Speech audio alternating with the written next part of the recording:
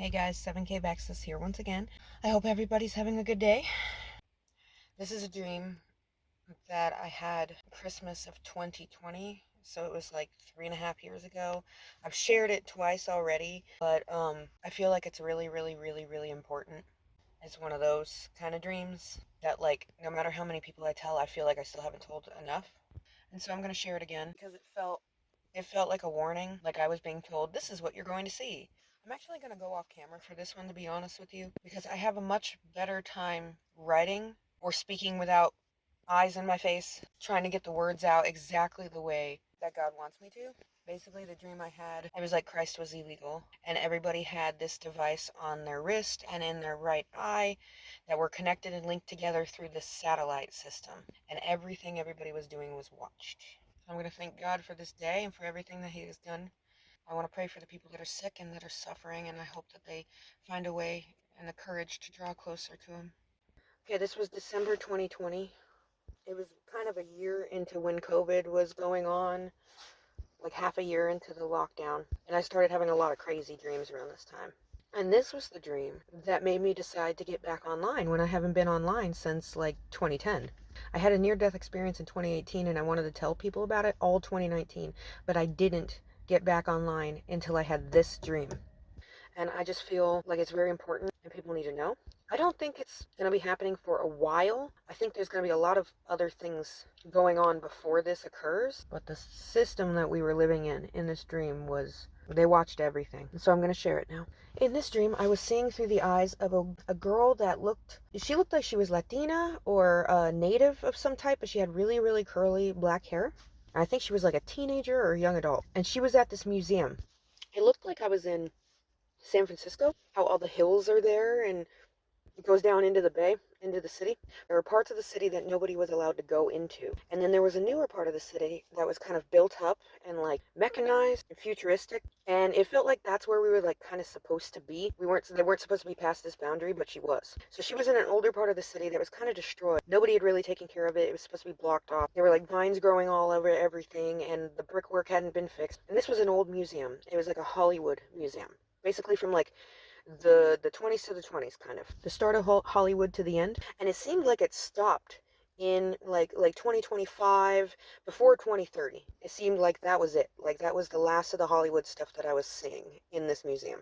Like that whole era, that whole lifestyle ended before 2030. And there were all sorts of figurines and cars and vehicles from movies themselves, Lego stuff, Harry Potter stuff, Lord of the Rings stuff from the 80s, like Back to the Future. And she went into the section with books that was like, it looked like it was stuff from the 90s. And she picked up a book that was behind the scenes of like these 90s films, and it was going through some Kevin Costner films. Not sure why, but it was going through The Postman and Dances with Wolves. And then all of a sudden she felt on the page that there was a lump behind the paper. And so she turned the page and she saw a plastic bag attached to the book. And in the plastic bag was a metal necklace that was covered in rhinestones. And there were like advertisements behind it. It was like stuff for like that movie Clerks, Miramax stuff, the Mallrats, Dogma, all that. And in this bag was a necklace from the movie Clerks. And she went to look at it, but it's like she couldn't look at it. She was feeling it with her fingers, trying to get the definition, and her mind kept telling her what it was, and all these little tabloids would pop up in her head. Basically, I realized she couldn't look at this because she had a lens, a camera lens behind her right eye that was recording everything. And she had this little device on the back of her wrist, the back of her hand, right behind her wrist, that connected to the lens, and all of these connected up to some sort of satellite. You could look through the top of the museum where the ceiling was broken through, where there was like glass before, and you could see this satellite in the sky. It was like this hotel. It was like a space station, and there were like people living on it, but it watched everything and controlled everything from this space station via these camera lenses in the eyes and the control devices on the hand. And she couldn't look at this object because she knew every time that she'd kind of even get a glance of it, these images, these tabloids would pop up in her head that it was Jesus, and it brought up things about like the Crusades and all the people that had died because of it. But basically all the other information was gone. No biblical information, nothing else there. It was just talking about like the deaths that had occurred because of this image. And so she couldn't look at it. And in her mind, she was trying to figure out whether or not she was going to steal it, or she was going to leave it there, or if she was going to report it. And she wound up grabbing the bag, taking the necklace, and running off with it. She put it in her pocket. She didn't look at it because she didn't want it to really be recorded. She wasn't thinking about it. She was trying not to put her mind on that at all, because it's like everything she was thinking was being recorded as well. And so everybody starts to flee the museum, including all these people she doesn't know. They all have backpacks for the most part. She had a book bag, and all these people had backpacks. Some of them were like matching red backpacks. It looks like they had gotten them from like specific places that were giving them out or something. But everybody was fleeing this museum. Night was falling, and they knew that they were going to get caught or something, so everybody took off. Then I woke up, and I like sat up straight, and I heard in my spirit, "Are you listening? Are you paying attention?" And I was basically like, yes. And then I fell back asleep. So back in the dream, I'm seeing this same girl. She's walking down the street, and she's staring at the same satellite that's in the sky, the same space station. And she's feeling the object in her pocket. And it's like a fake Jesus necklace from the movie Clerks. It's not even Jesus Christ. It's like Buddy Christ, where he's got his fingers pointed out and he's got a big old smile and he's winking. It was Buddy Christ from Clerks. I didn't even know this was a real necklace until I looked this up. I had no idea. It was like one of those Catholic rhinestone ones, but it was a Buddy Christ. I didn't even know that thing existed. And so she carried this into her place of work. She was working at this shelter that was like a resident care home, but it wasn't for old people, it was for children. It's like all these kids got displaced somehow. I don't know how. Most of them looked like they were Latino or Native American or kind of black. There were some white, some Asian, but it was just all displaced children. And she was working here. So she's on shift. She's supposed to be taking a break from hanging out with the kids. They just had dinner. And she wants to go out back to take a break, but she can't, because out back there are pools and jacuzzis that are up against these rocks. And there were staff that were supposed to be working. They were having sex in the jacuzzi. And she was just like upset, because it's like, well, who's watching the kids? How am I supposed to take a break if no one's watching the kids? So she takes like 5 minutes trying to figure out where to go to get away from this, kind of almost being tempted by it a little bit. But then realizing, no, these kids really need to be watched. So she leaves, and she goes back in to watch the children. And they're getting ready for bed. They're doing their last little bit of play before they go to bed. And she puts this necklace around her neck and hides it behind her clothes. Suddenly, the kids, it's like all of them were under the age of 13. It's like the oldest one was this like 12-year-old white boy. And it seemed like anybody that was older than that was 13 or above, they had to go into the system and get like this device and this lens in their eye. It's like now you were of age to work and report and do all this stuff. Like some of the people in this building were like 14, 15, and they all had these devices, and they were like considered adults, it seemed like. So the oldest kid here was like a 11 or 12-year-old boy. And they saw the necklace, they saw the shiny chain around the neck and tried to pull it out. And she was trying to hide it. No, no, no, no, no. Didn't want him to take it out. And they were like, what is that? What is that? They started all telling each other, hey, there's something shiny over here. And they got really excited. She eventually pulled it out. She let one of the kids pull it out of her shirt, and they looked at it and went like, wow. And they were so excited. It's like these kids had never seen anything with gems on it before. Nothing so pretty. And they were like, what is this? Who is that? And one of the other little kids was like, I know who that is. And the lady was like, you know who that is? How do you know who that is? And they were like, I don't know. And another one said, oh, before I was born. And they were like, yeah. It's like they remembered who he was before they were even born. So they asked who he was. The girl decided to tell them that the name was Jesus. The 12-year-old boy seemed to get very uncomfortable, was kind of pacing back and forth. But all the other kids were like, wow, and they were so excited. They started singing the name, Jesus, Jesus, Jesus, running around, jumping, just having fun. And then I noticed that everybody that was working there decided to stop, look through the window, and they were all watching me. They were all watching this girl. I was seeing through her eyes, and they were all looking at her, and everything they saw was recorded on their devices, and it all got reported back to the satellite, like instantaneously. It's like they had a decision, what are you going to do about this? And everybody reported it. And so someone came in the room and separated this woman with the Jesus necklace from the little kids and said, okay, it's time for bed. Pulled that woman out of the room, hung out with the kids, and I could hear her telling the children, you will never say this word again. You will never refer to this again, because this name, this person, this has caused so much destruction. So many people have died because of this. It is hurtful. You will never say this ever again. And made the children promise never to say that name, and they agreed. Meanwhile, this girl is in the lobby. They started closing all the doors, shutting everything off. There were kitchen staff that were working, and there was like this older lady.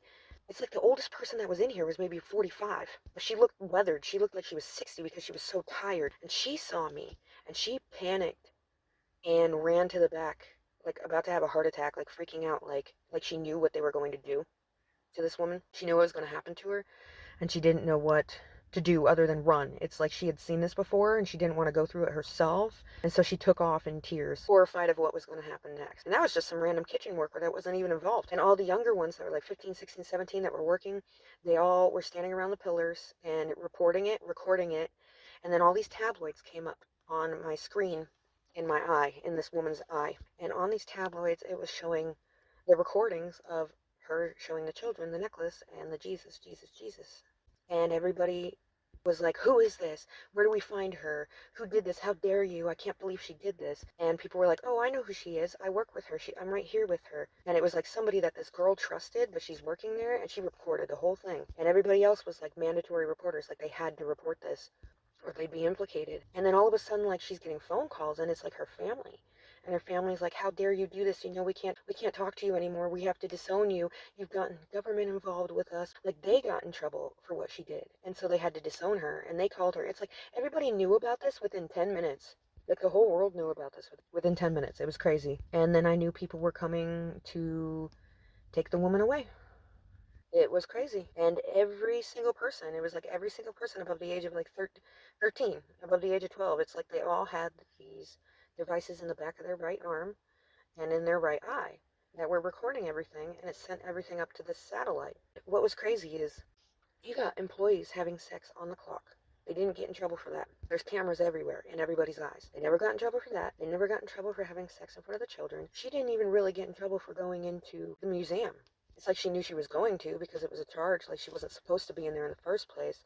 But it's like the biggest crime wasn't her breaking into a closed off area. It wasn't people having sex in front of children. It wasn't people messing around on the clock. It was her having a Jesus necklace. And it wasn't even Jesus, it was Buddy Christ. That was enough for her to get arrested and separated, and this huge thing happened, this huge fiasco happened just in like 10 minutes. It was insane. It felt like total panic attack. It felt very real. Like this whole thing was very lucid, very vivid, very detailed, and I saw very good descriptions on like of everybody there, of the devices. And I've seen these types of devices in dreams before, but I never saw them like this, to where you're getting arrested because of a fake Jesus necklace from a museum. But having sex in front of kids on the clock is totally fine.